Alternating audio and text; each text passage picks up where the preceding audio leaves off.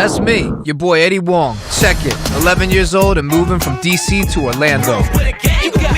I saw the sign, and it opened up my eyes. I saw the sign. That's my dad. He loved everything about America. Full on bought into the American dream. I don't know why we have to move. So your father can own a cowboy restaurant. It's called Cattleman's Ranch Steakhouse, and I've grown to love it like the daughter we wished Evan had been. This is why we left our family and friends. Exactly. This is why we left everything we know to come to a place where we know nothing and where the humidity is not good for my hair. This is my mom. My dad's American dream was her nightmare. Where are all the customers? There is hardly anyone here, and that table is only drinking water. Hey, why you not drink beer? Me, my American dream was to fit in. Why do all your shirts have black men on them? It's Notorious B.I.G. You into B.I.G.? Yeah, man. Come sit with us. Oh, what is this? It's Chinese food. Get it out of here. Ying Ming's eating worms. I need white people lunch. Set in the 1990s, Fresh Off the Boat follows Eddie Wong and his family as they relocate from Washington, D.C. to Orlando, where they open up a Sikh restaurant. This is the story of a Chinese-American kid in a could-be-anywhere cul-de-sac, blazing his way through America's deviant subcultures, trying to find himself 10,000 miles from his legacy and anchored only by his conflicted love for his family and his passion for food.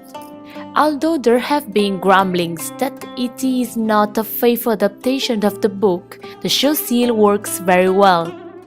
Eddie's parents, and so the majority of Chinese parents, tend to teach their children something useful, prepare them for the real world, teach their children valuable life lessons so they can become successful, make sure their kids understand the meaning of hard work and not be a handout. Eddie's little brothers, Emery and Ivan, are also incredibly funny, definitely holding their own against the adults of the show. Eddie is grumpy and full of attitude and remains completely likable while struggling with the culture clash that comes from being Asian in a white-dominated city. His relationship with his parents could be difficult, especially when his parents don't understand him, especially the mom, who doesn't understand the music he listens to, the way he talks, his clothes, and all he asks is, "Why can't you support something that I like for once?" Fresh Off the Boat is more than a radical reimagining of the immigrant memoir. It's the exhilarating story of every American outsider who finds his destiny in the margins.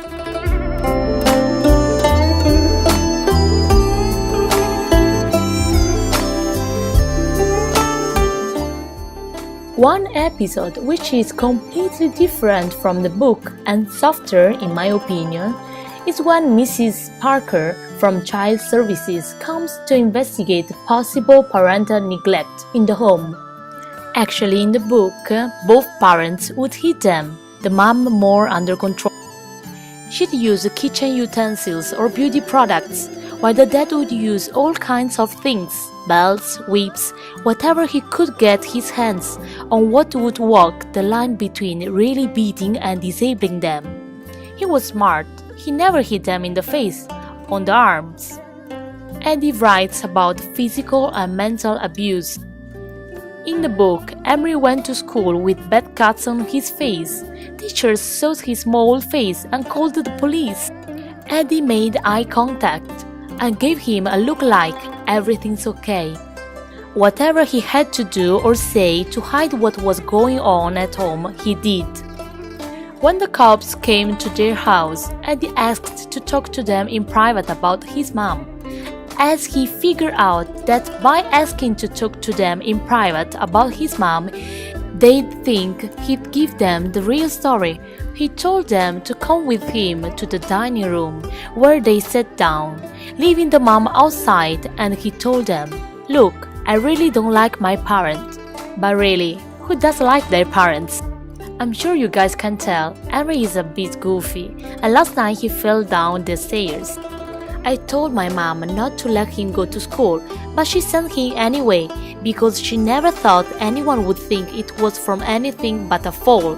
I mean, I thought it was pretty obvious she should have kept him at home, but she's clueless. Look around, I hate them, but they're good parents. We have food, clothes, a nice house.